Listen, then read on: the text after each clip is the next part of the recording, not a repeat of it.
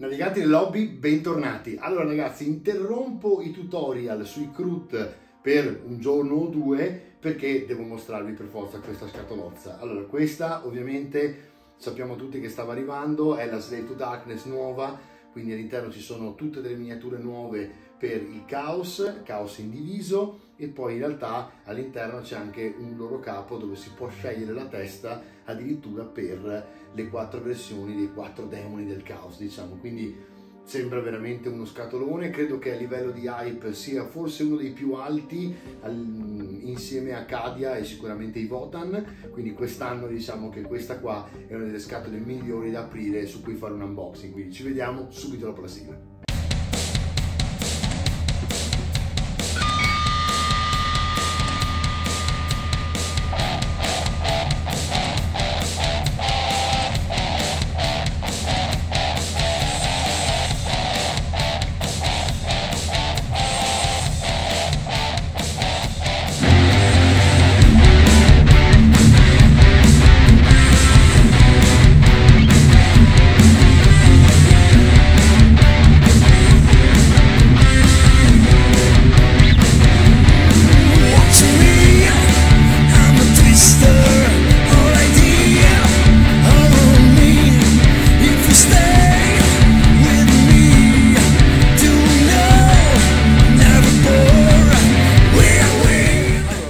Questo scenario che ho sotto, che è quello pronto per il tutorial che durerà un bel po' di puntate, cioè quello per fare una sorta di contea degli halfling o hobbit, e abbiamo praticamente la nostra scatola. Io procedo subito, diciamo, con il taglio del cellophane. L'ho lasciato, volevo levarlo ieri perché ero curioso di vederla dentro prima dell'unboxing, ma in realtà lo facciamo insieme, tanto più o meno sappiamo cosa aspettarci. E in fondo il cellophane, io ve lo dico sempre, fa parte un po' dell'unboxing, nel senso che è una coccola che l'azienda fa nei confronti dell'hobbista per tenere il più possibile conservato persino il packaging, cosa che non è così facile da fare in realtà, nel senso che è facile da realizzare a livello pratico, ma costa un bel po', perché il cellophane significa un'operazione in più durante la diciamo definizione del packaging. Detto questo, ecco la scatola. Si stanno cominciando ad abituare in GV a super scatolozzi. Qui suppongo che ci sia scritto in caotico Slave to Darkness. Questo è il nuovo disegno stupendo del nuovo principe demone, che in realtà può essere praticamente cambiato in vari modi, e questo è uno degli esaltati, quindi non ci sono all'interno le guardie del caos che trovate nell'altro box. E questa è una cosa di cui parlare subito, ovvero se voi prendete questa scatola, all'interno trovate 3 Ogroid che sono i nuovi, diciamo, ve li faccio vedere qui. Avete i 3 nuovi Ogroid che sono praticamente il proseguo dei 2 meravigliosi che sono usciti in questi anni, fra il ultimo, diciamo, di Warcry e il primo in assoluto, che era un mago di Tzeentch, se ve lo ricordate, addirittura nella scatola di Warhammer Quest Silver Tower. Detto questo, poi all'interno avete il nuovo principe demone, che è il capo praticamente. Guardate che miniatura è, questa è incredibile, cioè quando bisogna combattere il male bisogna realizzarlo in maniera eccelsa. E poi ci sono gli esaltati del caos con tanto di gruppo di comando, sono i prescelti, in realtà non esaltati, scusatemi, errore mio. E praticamente i prescelti fanno questa unità. E quindi cosa vuol dire? Che voi avete qui dentro metà dell'armata quasi, perché se prendete il box, quello che era già uscito, che costa intorno agli 80 euro, dove voi avete praticamente il generale sulla cavalcatura, le guardie del caos e la cavalleria, praticamente avete fatto l'armata. Quindi in questo caso stiamo dicendo che fra questo e quello, con poco più di 200 euro vi siete fatti l'armata del caos. Non è male, forse non siete al massimo del punteggio, però calcolate che molti di voi staranno giocando a Warcry da un pezzo, ci sono le bande di Warcry che possono essere integrate, magari qualcuno ha qualche altra miniatura presa da Gnarwood, ovvero Underworld, piuttosto che non è all'interno di Gnarwood, ma intendo Underworld, oppure avete appunto miniature sparse in giro appunto per altri giochi integrabili. Vi do 2 dritte. Allora, nei White Dwarf ultimamente stanno mettendo spesso carte che permettono di giocare miniature di altri giochi all'interno di House o Warhammer 40k. Quindi tenete d'occhio sempre i White Dwarf, per esempio quello di questo mese lo vedevo ieri con Samuele d'Arcadia, era molto importante perché ci sono le carte per giocare su Warcry, i nuovi Re dei Tumuli che ci sono all'interno di Gnarwood, quindi veramente quelle super miniature che monteremo presto, dipingeremo presto, che tra le altre io vorrei usare anche in Iroquois Café perché sono bellissime veramente come scheletri, e effettivamente quelle giocabili su Warcry devono essere proprio belle. Detto questo, torno qui. Allora, Schiavi delle Tenebre, ok? Quindi nei reami mortali esistono innumerevoli tribù sotto il giogo degli dei del caos che hanno ottenuto poteri sovrannaturali svendendo la propria anima. Percorrendo la strada per la gloria, questi assassini corazzati sperano di assurgere al rango di principe demone, sebbene come ricompensa siano ben più probabili la mutazione, la follia o la morte. Quindi in questo caso non sembra un buon percorso, ma per loro evidentemente lo è. In questa scatola si può trovare quindi un set di miniature Citadel che rappresenta una temibile elite per una collezione degli Schiavi delle Tenebre. Al comando si erge un torreggiante principe demone dotato di componenti addizionali, quello che vi dicevo prima, per mettere in risalto la fedeltà a uno dei 4 dei del caos, oppure indiviso. Al suo fianco combatte un gruppo di Ogroid Teridon, membri di un'orgogliosa stirpe caduta nell'adorazione dei poteri oscuri, nonché un'unità di prescelti del caos veterani che in combattimento ricorrono a empie benedizioni. Tra le altre, nel nuovo diciamo Battle Report di Warhammer Plus ho visto che effettivamente c'è una battaglia con loro e fanno una strage in vero conda nei confronti dei avversari quando arrivano in corpo a corpo, quindi sono veramente un'unità che in corpo a corpo è temibile. Apriamo, guardate come si apre, box normale verso l'alto, che di solito, se vi ricordate, siamo abituati ormai a quelli che si sfilano, ma evidentemente qui sarebbe stato troppo grosso e quindi l'hanno fatto in questo modo qua. Subito le miniature in sprue, guardate, in questo modo qui, e vediamo un pochino la definizione, ok? Beh, insomma, qui c'è poco da fare, guardate. Allora, vediamo se riesco a mettere a fuoco, che come sempre, esatto, ecco la macro, guardate che roba. Come sempre la definizione delle teste, per esempio, vi faccio notare che una testa è grande come l'unghia di un mignolo, ma guardate con la macro e guardate la definizione che hanno, quindi devo dire che come sempre GW sta spaccando alla grandissima, alla grandissima. E quindi abbiamo 1, 2,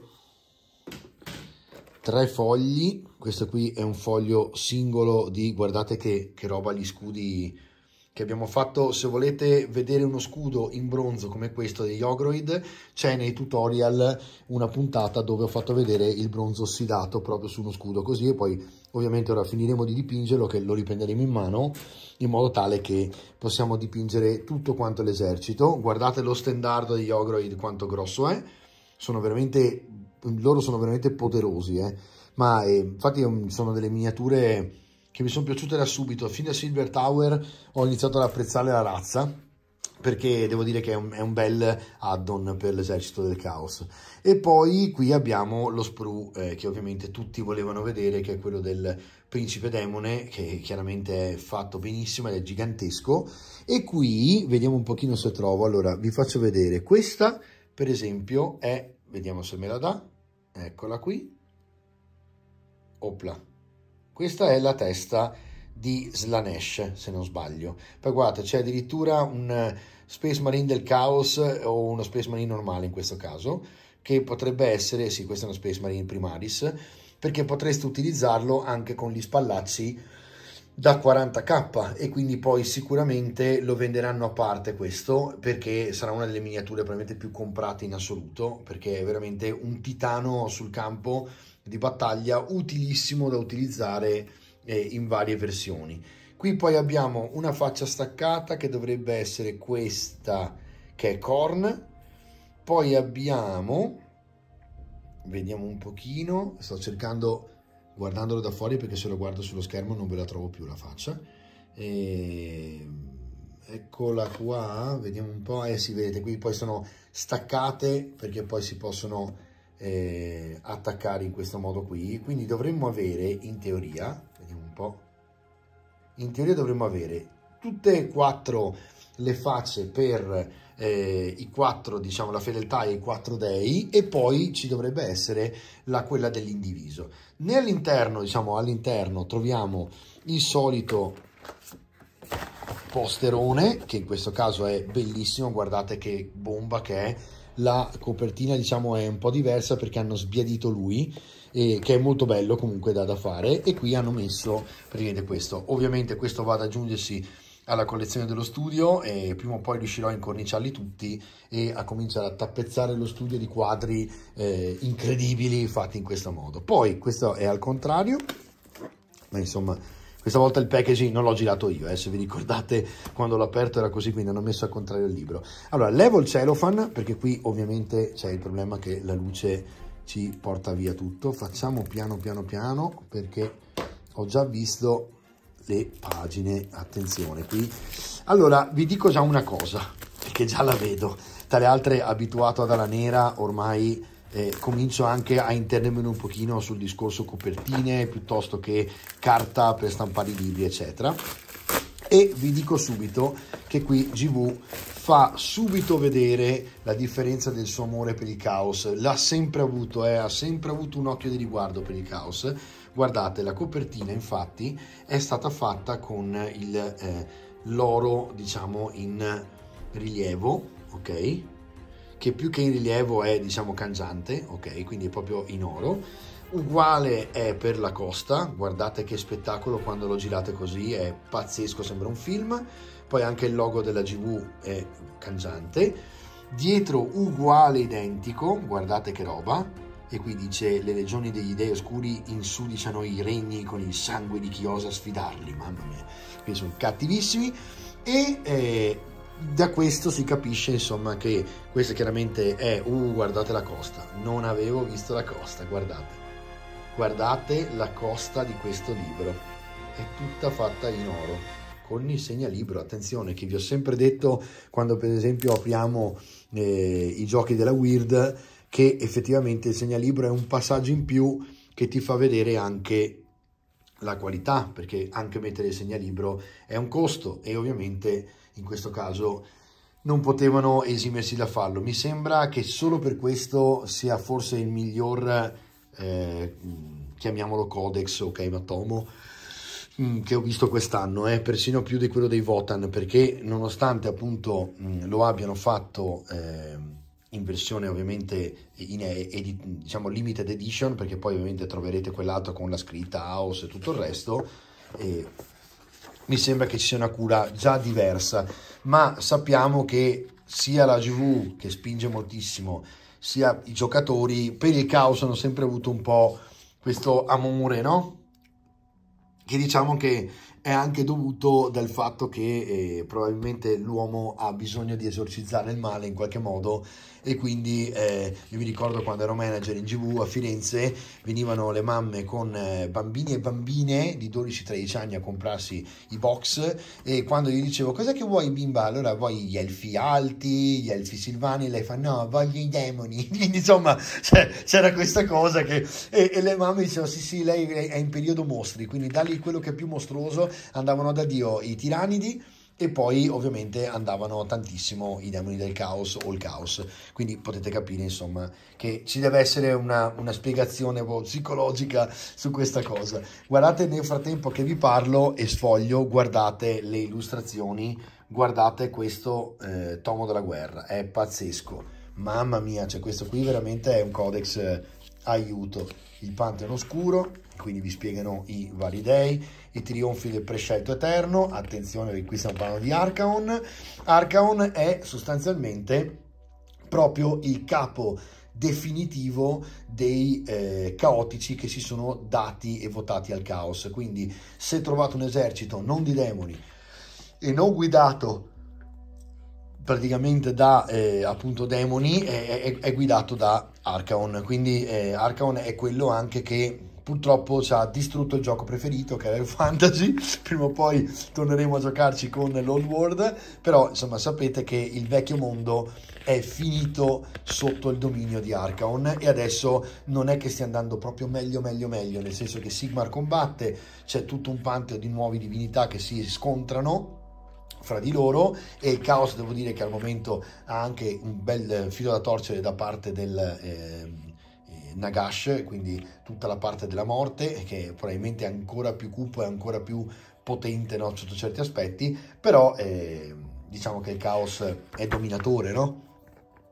Qui abbiamo il crocevia della storia, le tribù della grande siccità, e qui vi daranno tutte quante praticamente, con l'occhio della tempesta, l'Hammerhall, il cuore sacro, vi danno praticamente la storia e il background, che finalmente è corposo, annali di rovina, e quindi qui vi spiegano tutte le parti, e sicuramente ci sarà, anzi non dico sicuramente, ma andrà letto, ma credo che si parta dal vecchio mondo per poi capire come è andata a finire e l'arrivo, diciamo, al nuovo, no? Poi hanno iniziato a riadunare la lorda, diciamo, e quindi Warcry stesso è un gioco fatto per questo. Ora, so che molti hanno avuto da discutere ultimamente sul fatto che Warcry aveva per tanto tempo solamente Chaos e bande del Chaos, ma Warcry è nato per questo, è la storia di come Archaon fa la sua scelta nei confronti dei nuovi prescelti, e quindi appunto lascia che si scontrino fra di loro per il dominio di un pezzo di esercito praticamente all'interno dell'armata. Legioni dannate, comunque adesso, parentesi, Warcry sta iniziando a uscire anche con bande non caotiche, quindi ha cominciato a espandere il gioco. Legioni dannate, Archaon il prescelto eterno, che tra le altre non ho ancora preso come miniatura, ma adesso che avrò gli Slave to Darkness mi sa che mi toccherà cimentarmi anche nel famoso super drago gigante, che è sempre una delle miniature più belle mai tirate fuori dalla GV. Be'lakor, il padrone oscuro, questa è un'altra super miniatura che andrà fatta. Be'lakor mi ha sempre molto affascinato, perché un po' la GV qui tira fuori una sottotrama nel caos in cui lui diventa una sorta di seconda scelta e detesta il fatto che Archaon sia diventato la prima scelta, no? E quindi praticamente raduna un suo esercito, e lo leggerete nel background, dove praticamente spacca tutto anche lui, no? E quindi ci saranno delle guerre interne molto molto profonde anche in House. Campioni delle tribù del caos, qui si parla sostanzialmente, questa è una miniatura che, se vi ricordate, era una limited, mi sembra, non mi ricordo se era in Underworld o in limited, scrivetemelo nei commenti se ve lo ricordate, comunque ce l'ho da qualche parte, la faremo. E praticamente qui siamo già sul discorso della sottotrama di Warcry. Maestri delle arti oscure, quindi stiamo parlando ovviamente degli stregoni del caos e di evocatori scheletrici. Forgiato nel ferro e nell'odio, stiamo parlando ovviamente di guerrieri del caos e prescelti del caos, guardie tra le altre che finalmente sono tornate a essere veramente simili a quelle di HeroQuest, però ovviamente molto più tamarre, molto più ben fatte adesso, ma perfette veramente per HeroQuest, quindi potremo eliminare quelle cose gommose che abbiamo trovato sulla scatola con diciamo la sostituzione di questi guerrieri fantastici. Ogroid è a briglia sciolta, e qui finalmente la storia degli Ogroid è raccontata bene. I perduti e i dannati, bestie del cambiamento, bruti massacratori, quindi si va avanti a raccontare praticamente. Tra le altre, se guardate, ci sono dei punti del diciamo del manuale dove abbiamo anche, guardate, delle immagini, guardate, vedete che qui potremmo anche dire che potrebbe essere del 40k, quindi in un certo senso qui a volte ci sono delle cose che fanno intuire la fusione fra i due mondi, anche se è una diatriba che ormai dura da millenni, da quando la GV è nata, e l'hanno sempre lasciata andare apposta per farci speculare su questa cosa, cioè se il vecchio mondo e gli 8 picchi siano praticamente 8 punte, siano praticamente parte dell'universo del 40k oppure no. Bande da guerra dell'8 punte, eccole qua, quindi qui abbiamo una storia proprio delle bande di Warcry, ok? Che quindi si possono utilizzare all'interno. Guardate quante sono, ne abbiamo un botto.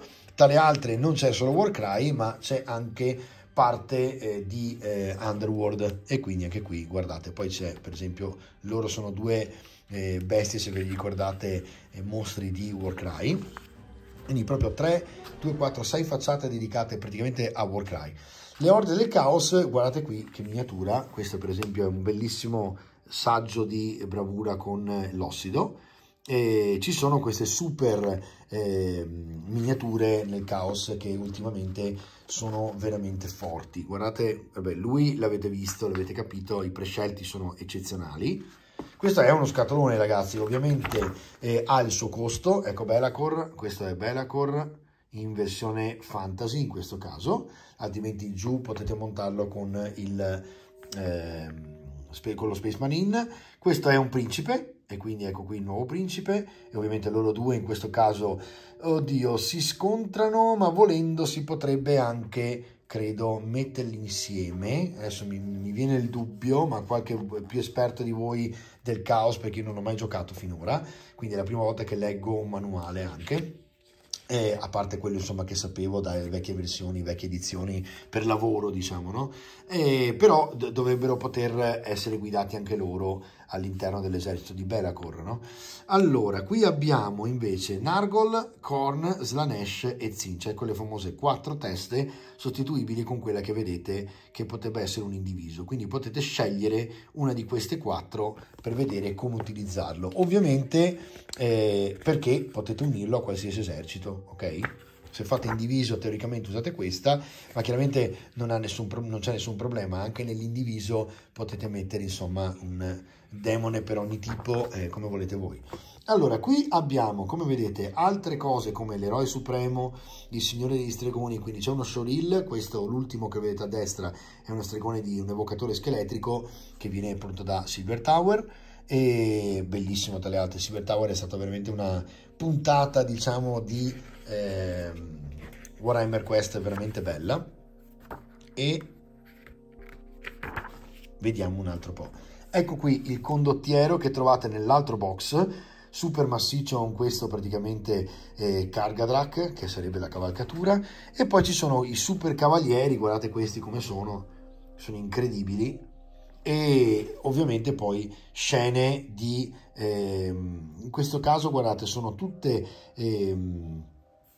passerelle e scenari di Warcry, quindi avete già cominciato a capire come si possono unire praticamente le cose. Qui abbiamo gli ogre che vanno all'attacco e ci provano ovviamente, poi abbiamo vari tipi di guardie del caos con le colorazioni che vi permettono di appunto scegliere anche se la fazione è particolarmente di uno o l'altro esercito, tipo Slaanesh, Nargol, Tzeentch, Khorne, vedete, o indiviso, no?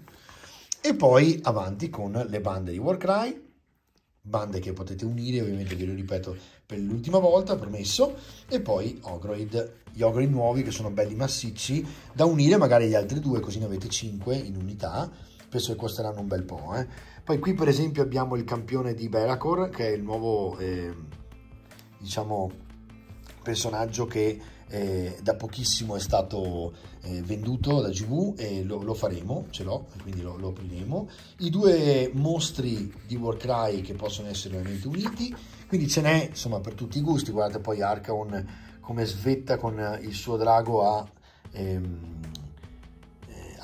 più teste, lo vedete? Guardate come è cattivo questo esercito.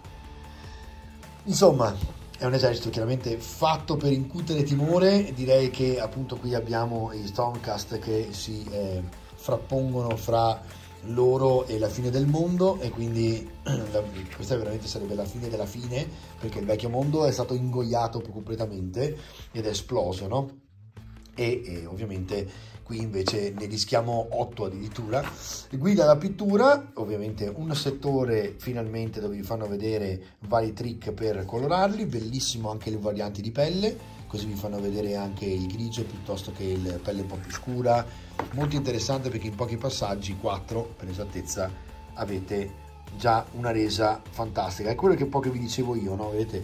Cioè l'efficacia con pochi passaggi, che ovviamente aiuta tantissimo ad avere soddisfazione, perché dipingere l'esercito è una delle cose più belle quando poi lo potete utilizzare nel gioco insieme agli altri che guardano le miniature insieme a voi. Insomma è una parte che a me è sempre piaciuta del gioco, e tra le altre ho sempre avuto, tra virgolette, poca di questa soddisfazione, perché ne ho talmente tante di miniature fra il lavoro e l'hobby stesso che sostanzialmente la mia cosiddetta pila della vergogna cresce sempre di più. La chiamano in inglese la pile of shame, che sarebbe praticamente tutte le scatole che ancora dovete aprire, montare e dipingere. Ma non è facile, perché con il ritmo che ho io qua in studio mi arrivano veramente continuamente scatole da aprire e tutto il resto, per gli unboxing piuttosto che le recensioni. Non è poi facile stare dietro a tutto, perché alla fine sono da solo, no? Ma un giorno avremo una squadra e magari qualcuno di voi lavorerà con me.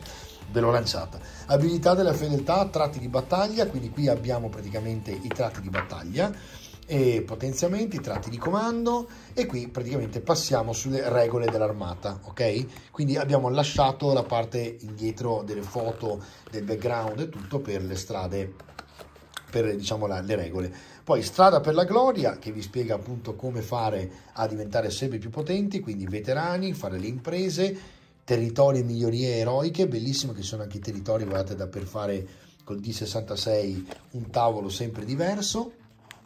E poi ci sono delle nuove possibilità con dei piani di battaglia.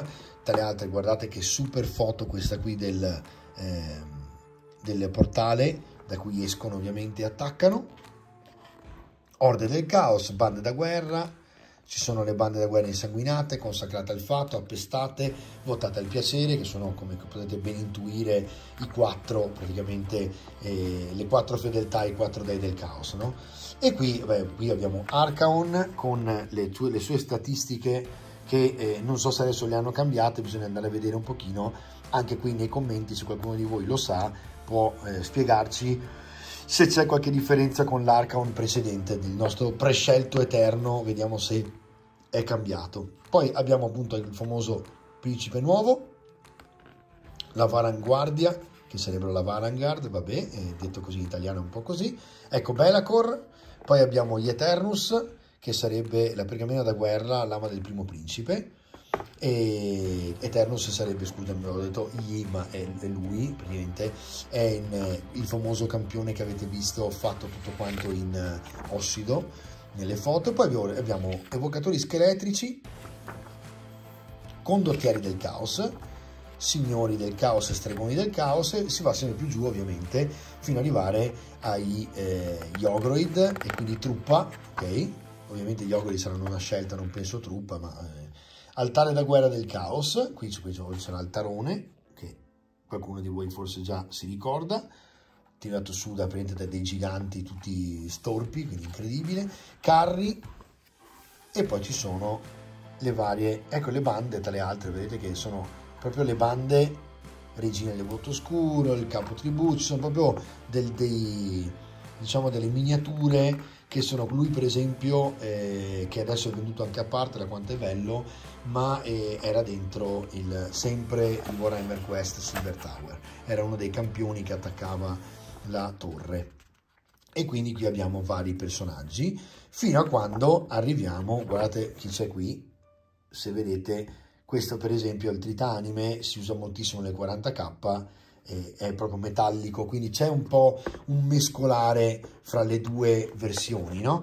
Poi sto cercando di girare la pagina, aiuto, eccoli qua, Cabala Corvus, quindi qui siamo arrivati finalmente a tutte quante le bande da guerra di Warcry.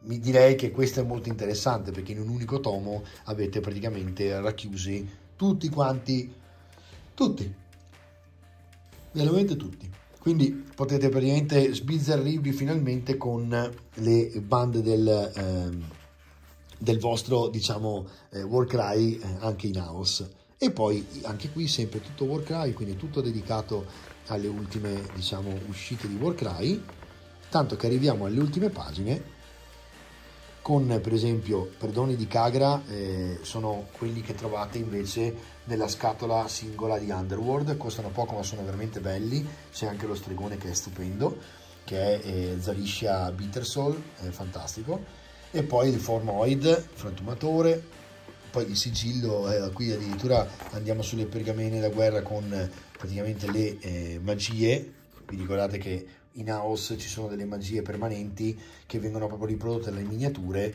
che vanno in giro per il tavolo da gioco.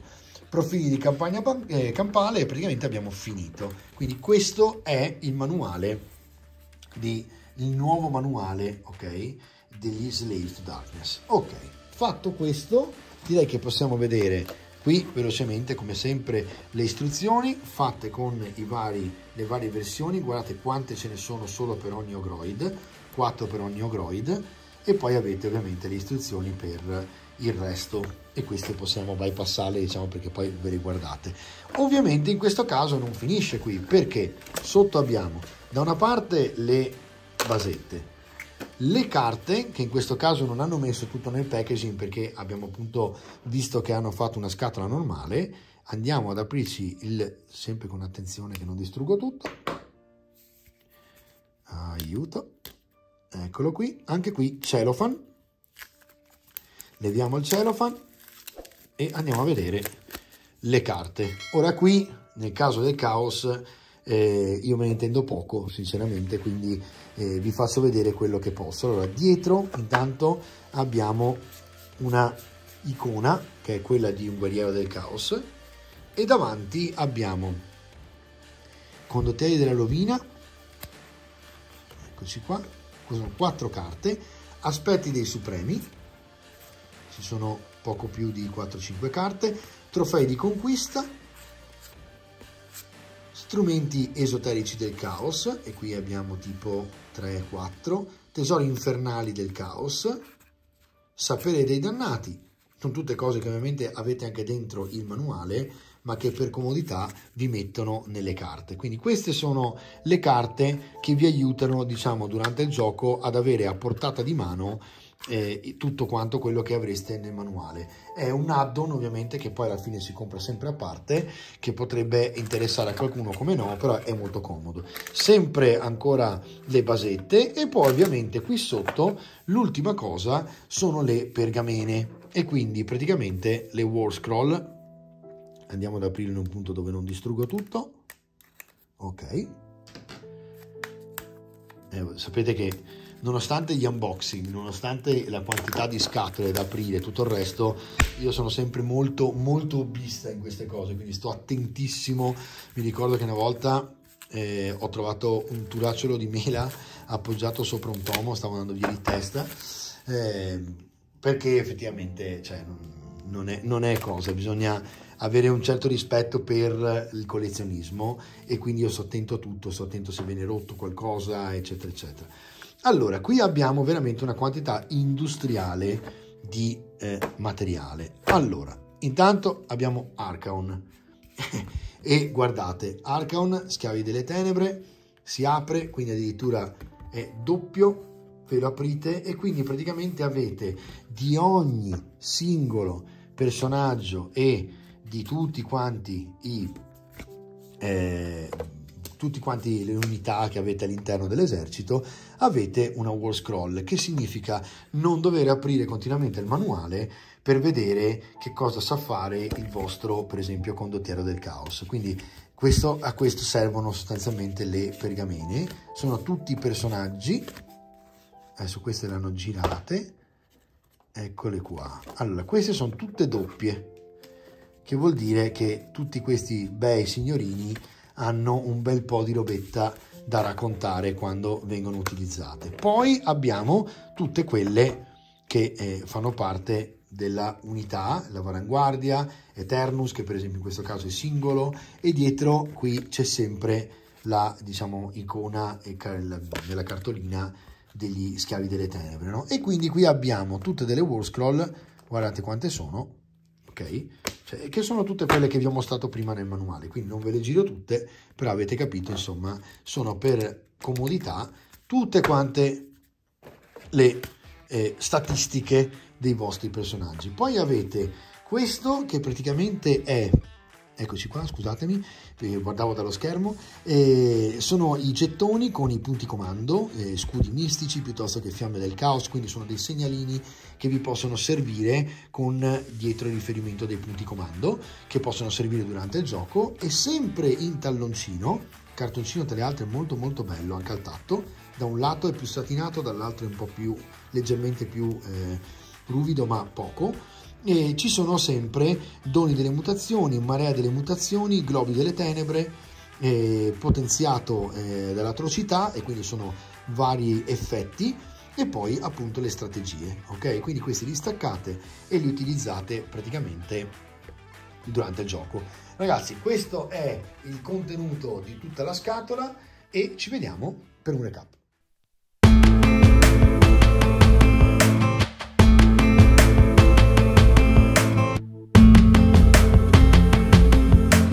Allora ragazzi, sicuramente questa è una delle scatole che fa più gola per Natale, perché effettivamente è molto promettente per il contenuto. Vi dico questo, allora, per concludere diciamo con un recap, il resto basta tornare indietro e lo vedete. Sapete che siamo nella settimana del Black Friday, quindi se qualcuno di voi dovesse fare un pensiero su questa scatola, per esempio ad Arcadia Samuele sta facendo un bonus di acquisto dove se voi mettete 100 euro di acquisto, di buon acquisto, che potete anche utilizzare più avanti, ne avete 130 di acquisizione, quindi avete 30 euro in più da poter sfruttare. Praticamente comprate la scatola, ok? Quindi diciamo che è molto interessante anche questa offerta in questo periodo. A Natale ovviamente tra le altre c'è anche il problema che non la troverete più, perché questa è una limited, è uscita a novembre e sicuramente la stanno sfondando sul sito, non so addirittura se è già temporaneamente esaurita, ma sapete che è permanentemente esaurita perché è una limited. Quindi ragazzi, sapete che ci sono queste cose, avete il link sotto il video se avete bisogno di contattare Samuele, per esempio di Arcadia c'è il link sotto, basta scrivergli su Messenger, dire guarda ho visto la puntata di Francesco e volevo fare questa cosa del buono. È un buon modo per fare hobby risparmiando un pochino, visto che il Black Friday ormai è entrato anche nella cultura italiana oltre che quella americana. Non so se è una buona notizia, però a livello di prezzi lo è. Quindi ci vediamo alla prossima puntata dove proseguiamo con i CRUT. Ciao!